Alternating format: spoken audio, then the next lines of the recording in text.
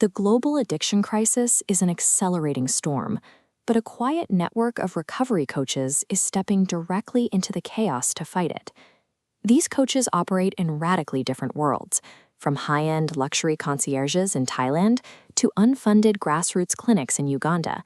Despite the different environments, the exhaustion is the same. They are burning out. One finds herself drained by defiant teenagers.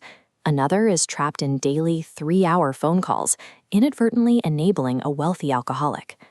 This is rescue syndrome, the instinct to stop someone's suffering by absorbing the pain for them. By taking on their problems, the burden of success shifts. The professional carries the weight, while the patient remains frozen in their addiction. The drive to fix the situation is the exact mechanism that keeps the coach drained and the client stagnant. Effective coaching relies on a counterintuitive principle. The coach provides the space, but the coachee does the work. To see this in practice, look at a training session between a veteran coach and a defiant teenager who has been forced into the room. The teenager uses a standard script: short, angry answers. They blame their drug use on a traumatic home life, an absent mother, and an alcoholic father. Most people want to take the bait. The amateur instinct is to dive into the trauma, analyze the parents, and try to solve the family's complex history for the kid. But the veteran coach maintains clinical detachment. He gets curious about the drug use, even asking why it feels good, without offering a single solution or a word of judgment. The coach acts as a host.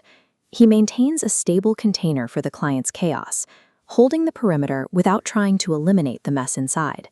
By refusing to jump into the chaos or solve the problems, the coach removes the target of the teenager's rebellion, leaving the client alone with their own reality. Hosting requires the implementation of ruthless, practical boundaries. Time boundaries prevent enabling. The coach in Thailand must cap his sunset phone calls at 45 minutes, creating a scarcity that forces the alcoholic client to stop venting and start making decisions. Scope boundaries define the work. A coach in South Africa must refuse to parent her students or fix their grades. She stays within her mandate to protect her own ability to keep showing up. In Uganda, physical boundaries offer protection. By wrapping a clinic fence in opaque plastic sheeting, the coach creates a literal barrier against community stigma. These structures provide the professional safety gear that allows a coach to stay on the front lines for the long run without being consumed. When the coach stops trying to be the savior, the client is finally liberated from being managed.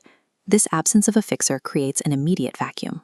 The client has to take full responsibility for their own journey because no one else is holding the wheel. Detaching from the client's result means the coach no longer enforces a specific program, opening the door to multiple pathways to recovery. Rigid, one-size-fits-all doctrines break under pressure, but an open framework adapts, allowing individuals to navigate obstacles that would shatter an inflexible approach.